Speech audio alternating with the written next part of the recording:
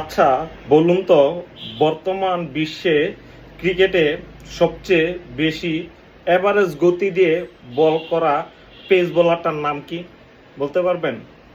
নিঃসন্দেহে বর্তমানে বাংলাদেশের নাহিদ রানা। আচ্ছা, আরেকটু বলুন তো, বাংলাদেশের বর্তমান বোলিং কোচ কে বলতে পারবেন? অনেকেই বলতে পারবেন না। বর্তমানে বাংলাদেশ ক্রিকেটের বোলিং কোচ কে? বর্তমানে বাংলাদেশ ক্রিকেটের বোলিং কোচ সাবেক Australian pace bowler Shaun Tait. তাহলে এই যে একটা সময় সাবেক পেস বোলার সবচেয়ে বেশি গতি ছিল যার পেস বোলিংয়ে, শন টেট, সে বর্তমানে বাংলাদেশের বোলিং কোচ। তার আন্ডারে বাংলাদেশের একজন প্লেয়ার 140 এভারেজে বল করতেছে, এটা আমরা আশা করতে পারি, তাতে আমরা গর্ববোধ করি। কারণ একজন কোচ তার শিষ্যকে ওই ধাজে ধরে রাখতে পারছে। আর নাহিদ রানাও এমন একজন শিষ্য যে কোচকে গুরুত্ব দিয়ে থাকে।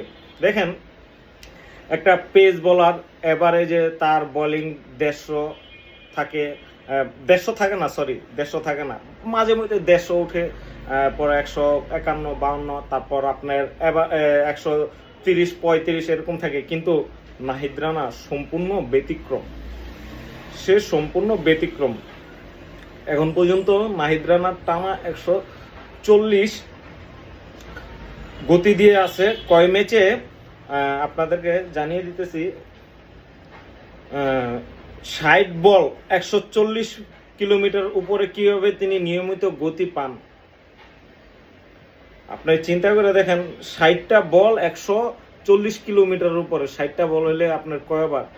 10 ওভার বল করতে হয়। 10 ওভার আপনার বল করা একই গতিতে একটা প্লেয়ার, তার কিরকম স্টেমিনা থাকতে হয় দেখেন। আমাদের বাংলাদেশে কিন্তু এরকম ভাবে যে যে গতি দিয়ে বল করতেছে তাকে নিয়ে কিন্তু ওরকম ভাবে আর ভাবা হবে না, চিন্তা ভাবনা করা হবে না, দ্যাটস এনাফ। কিন্তু বহির্বিশ্বে তার পিছনে অনেক খরচ করবে ক্রিকেট থেকে পাওয়ার আশায়। কিন্তু অতি দুঃখের বিষয়, আমাদের দেশে যেসব প্লেয়াররা ভালো খেলে আসছে অতীতে, তাদেরকে হয়তোবা 2-4 বছর ভালো সার্ভিস দেওয়ার পর আর ওই পরিমাণ সার্ভিস দেয় না। এই কারণে প্লেয়ারগুলা ন্যাশনালে 2-4-5 বছর ভালো খেলার পর নষ্ট হয়ে যায়। পরবর্তীতে এই যে ধরেন সৌম্য সরকার যখন প্রথম আসছিল, মানে মনে হইতো যে গিলক্রিস্ট দাঁড়ায় রয়েছে ব্যাটিংয়ে।